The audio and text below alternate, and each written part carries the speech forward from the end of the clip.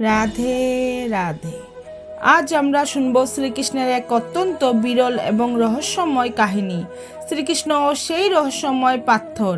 এটি এমন এক লীলা যা আমাদের শেখায় যে ভক্তি কোনো জড় বস্তুকেও কিভাবে জীবন্ত করে তুলতে পারে।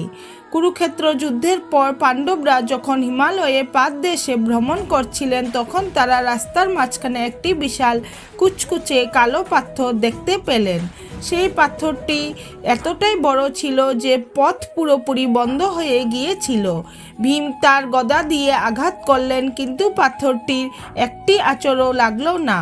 অর্জুন তার দিব্যাস্ত্র প্রয়োগ করলেন, কিন্তু আশ্চর্যজনকভাবে সেই অস্ত্রগুলো পাথরে লেগে ফিরে আসতে লাগলো।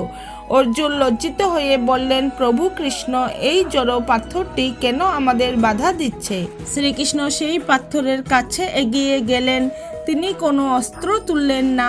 তিনি পাথরের গায়ে হাত রেখে পরম মমতায় বললেন, আর কতদিন এভাবে নিজেকে লুকিয়ে রাখবে? তোমার সময় তো শেষ হয়েছে। হঠাৎ অর্জুন ও ভীম অবাক হয়ে দেখলেন সেই পাথরের ভেতর থেকে এক করুণ কান্নার শব্দ ভেসে আসছে।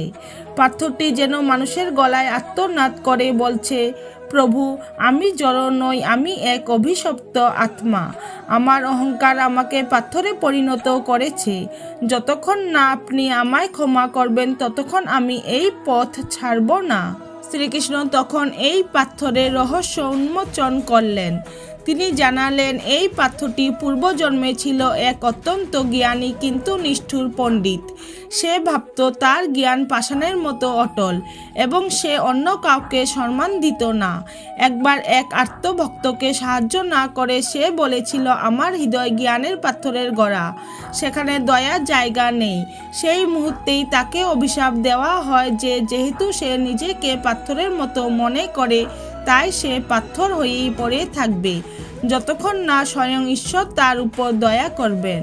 শ্রীকৃষ্ণ তার বাঁশি বের করে এক অপূর্ব করুণ সুর বাজাতে শুরু করলেন।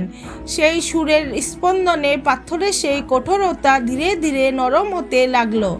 দেখা গেল কালো পাথরটি মোমের মতো গলে যাচ্ছে এবং সেখান থেকে এক জ্যোতির্ময় পুরুষ বেরিয়ে এলো।